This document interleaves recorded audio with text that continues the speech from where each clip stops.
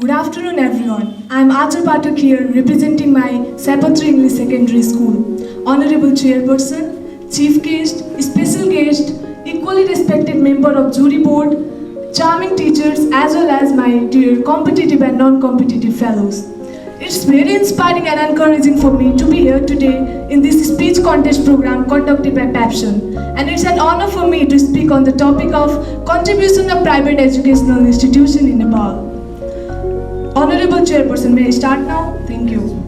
Well, education is the basic need of each and every individual residing in the world.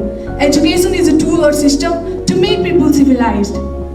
Each and every occupation is based on education. If there is no education, then there will be no job, and no job means no survival at all. Well, private education refers to the education that is provided by private individual, organization or institution rather than by the state or public body.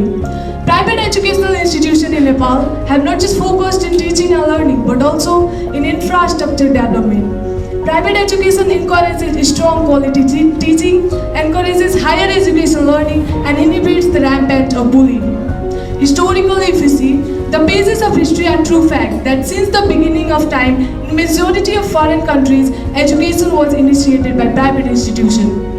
During the Vedic period of Sanskrit education, the likes of Gurukul, Rajkul, Rishikul and Devkul were the four main pillars of education system of our country. Since the formal education started in 1910 years with the help of Sridin Janga Bahadur Rana, only the students of royal family had privilege to study in it. But that was changed after 32 years when the doors of education were opened for citizens of our country. And since then, a lot of positive changes have been seen in the education system. In 2028 years, the education system went through some new changes. After the popular revolution of 2046 years, private institutions were founded one after another.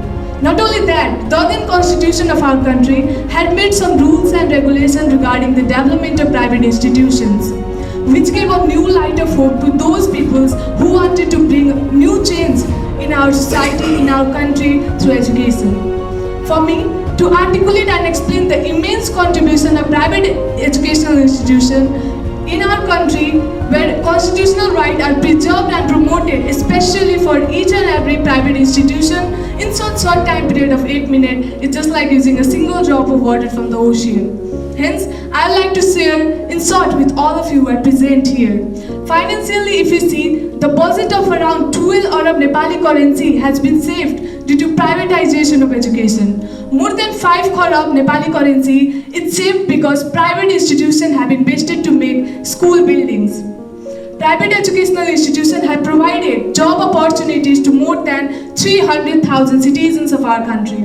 It is clearly documented that private institutions have literally helped the government of our country to generate 2 Arab in taxes and hence contributed for 7.23% of the GDP. Without a doubt, we can say that private institutions have been able to, for the development of quality education and has served the country by being a dutiful institution. Successful management, well-quality life and proper quality education maintained by private institutions are the deciding factor for the children for their all-around development in their daily life. And it is the hard fact that must be or that should be acknowledged by all. In a country where the education system is based on the monetary expenses from the donating countries, a huge question would arise regarding the system of education if the private sector were not to contribute in the education. Private educational institutions have become the deciding factor for the positive development of educational environment in our country. By providing free education to the poor, if our country will see a new light of work in the future days, if those students are given an opportunity to show or to apply their knowledge in the government. Since our country has replaced the system, replaced the constitution, but it is not being able to replace the person that from the root who are controlling the education system of our country. And still we are not being able to apply the quality manpower in those posts, and since our country is in the verge of a huge negative impact. Now, beside all these things, if you see the difference between private and public school education, then every year more than 90% of students from private sector pass the SE examination, whereas 2/3 of those who took part in the board examination from the public sector couldn't get through it.